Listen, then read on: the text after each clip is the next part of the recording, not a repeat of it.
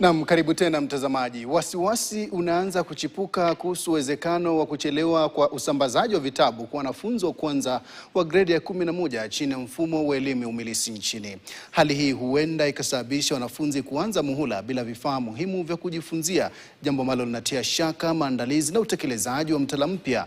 Ann Musungu anaarifu zaidi. Hofu ya kuchelewa kwa usambazaji wa vitabu vya gredi ya 11 mwakani imeanza kuibuka, huku ikionekana kuchochewa na kuchelewa kwa taratibu za ununuzi pamoja na kutokuwepo kwa uwazi kuhusu lini uchapishaji na usambazaji utaanza rasmi. Hii ni licha ya kuwepo kwa ratiba iliyopangwa kuhakikisha vitabu vinafika shuleni kati ya mwezi Mei na Julai, ikiashiria changamoto katika utekelezaji.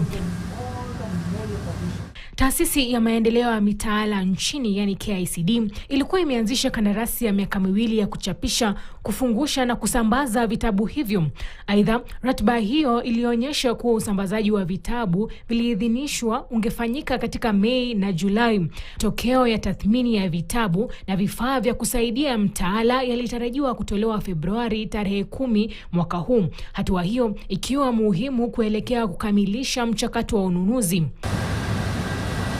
Baada ya matokeo ya tathmini kutolewa, ilitarajiwa kuwa bei zilizowasilishwa zingepitiwa. Sheria za ununuzi zinataka arifa ya washindi kutolewa ndani ya siku 14, ikimaanisha mchakato ilipaswa kukamilika kufikia Machi tarehe 3 mwaka huu.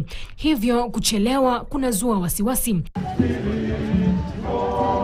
Hata hivyo, wadau wameeleza hofu kuhusu kuchelewa kutolewa kwa barua rasmi za ushindi wa zabuni, wakisisitiza kuwa ni muhimu kwa kuanzisha hatua inayofuata. Hali hii inaonyesha mapungufu katika mifumo ambayo inaweza kuvuruga usambazaji wa vitabu kwa mwaka mpya wa masomo kwa wanafunzi wa gredi ya 11 mwakani.